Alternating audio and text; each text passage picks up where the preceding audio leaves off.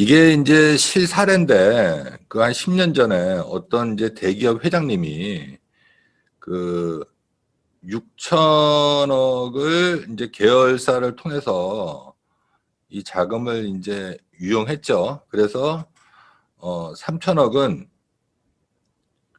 그 선물 옵션 뭐 이런 걸로 해서 다 이제 날리고 2천억은 이게 무슨 이유인지 모르겠지만 이걸 보험을 드셨습니다. 그리고 이제 1천억은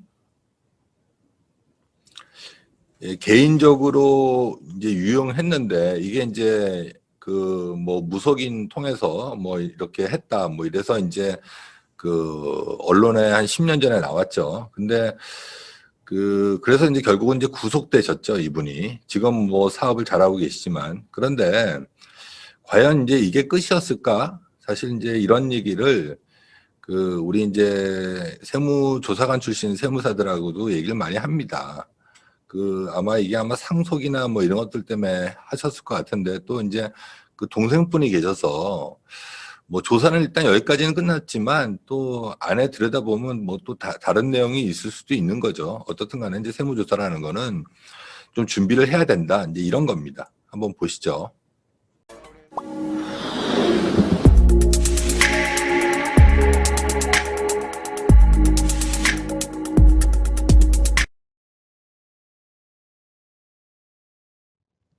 자, 이거는 정기 세무조사 나오기 전에 이제 15일 전에 이제 과세관청, 이제 국세청에서 이렇게 통지서를 보냅니다. 여기 이제 이렇게 보시면 그 세무조사 사전 통지서, 요거는 이제 관할 세무서에서 15일 전에 나오겠다고 이렇게 통지서를 보냅니다. 그러면 우리는 이제 준비해야 되겠죠. 어떻든 간에 그동안 좀 뒤돌아보아서 좀 준비를 못했던 것들, 그리고 또 어차피 이제 조사를 받아야 되는 거니까 이렇게 나오면 뭐 거기에 맞게끔 이제 준비를 해야 되겠죠. 여기가 이제 정답지입니다, 이게. 그 조사 대상 세목 나와서 이제 걔네들이 뭐 볼 건지, 그리고 과세 기간, 이건 뭐 1년치 볼 건지 2년치 볼 건지, 그리고 그 조사는 보통 이제 한 달 정도 하는데 그 기간을 이렇게 명시합니다. 그리고 조사를 왜 하는지, 조사 사유, 그리고 이제 여기 보시면 이제 누가 나오는지 이렇게 해서 나오죠. 보통 이제 세무조사는 그 한 팀이 3명 정도로 이제 구성되어 있는데 이 사람들이 뭐 우리 회사만 하는 게 아니라 동시에 한 대여섯 군데 같이 합니다. 그래서 일단 요 정답지를 받으시면 너무 이렇게 두려워하지 마시고 이제 준비를 하시면 되는 겁니다.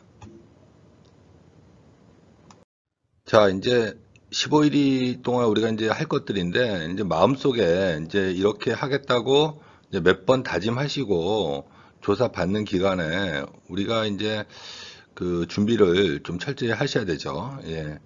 그래서 굳이 뭐 세무조사 나오면 일단은 뭐 나왔다는 거는 세금을 안 낼 수는 없지만 또 우리가 이제 과다하게 낼 필요는 없는 거니까 한번 보시죠. 이제 첫 번째는 이게 제일 중요한 겁니다. 이 10가지가 제일 중요한 건데 이제 첫 번째는 신고된 내용과 보관된 장부를 반드시 일치해야 됩니다. 그래서 우리가 뭐 잘못된 거는 잘못된 거고 장부는 장부고 그래서 이거 반드시 일치시켜야 되는 겁니다.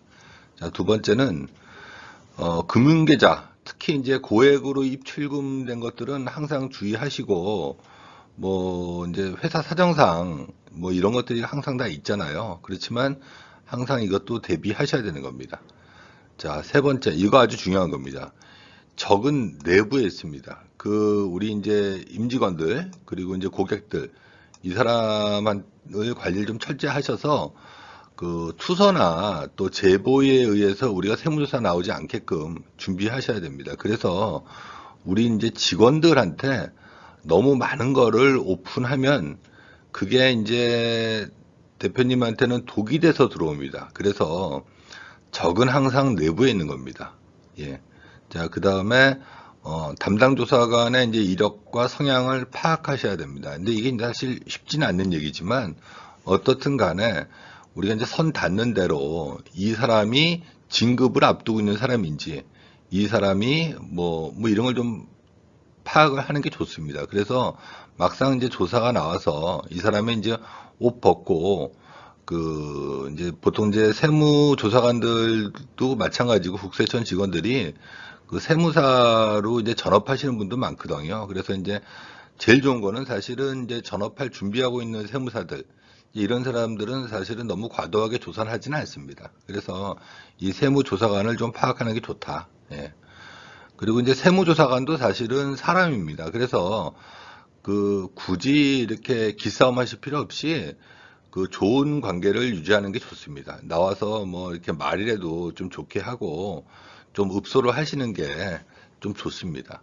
그 다음에는 이제 처음에 와서는 이제 자료를 달라고 합니다. 이 사람들이. 그러면 자료를 최대한 빨리, 왜 그러냐면 제가 이제 항상 말씀드리지만 이 사람도 이제 빨리 끝내고 다른 데 가서 또 조사해야 되거든요. 그래서 굳이 시간을 길게 끌 필요는 없다. 그래서 정확하게 신속하게 제출하는 게 좋습니다. 그래서 시간을 잘 활용하셔서 그렇다고 또 너무 빨리 하는 건 좋지 않지만 그 성향을 이렇게 파악하셔서 이 사람이 이제 얘기를 해보시면 빨리 끝내고 싶어 하는지 아니면 좀 뭐 이런 거에 대해서 좀 파악을 하실 필요는 있습니다.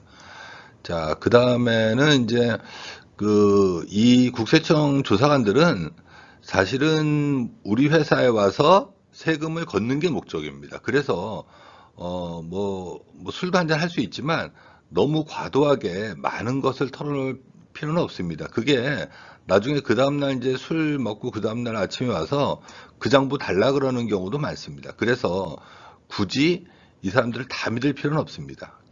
그 다음에 이제 이거는 이제 무리한 부탁을 안 하는 건 좋습니다. 그래서 이게 요새는 뭐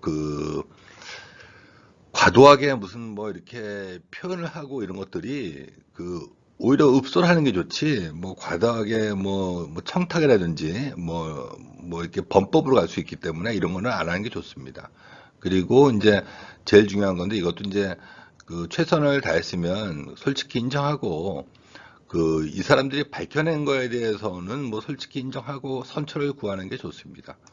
그리고 이제 열 번째가 대표님 주위에 있는 기장세무사는 이 세무조사 대응을 제대로 못합니다. 그래서 사실은 세무조사가 나오면 뭐 솔직하게 이제 저희한테 연락 주시면 저희가 조사관 출신 세무사들을 많이 있거든요. 그래서 이제 그분들을 이제 대응하게끔 저희가 해드리고 있습니다. 그래서 앞에 통지서가 오면 너무 겁먹지 마시고 너무 또 위축되지 마시고 조사관 출신 이제 저희한테 연락 주셔서 세무조사관으로 이제 오래 근무했다가 나오신 분들 전문 세무사를 찾아서 그분들을 통해서 이제 적절하게 대응하는 게 좋습니다.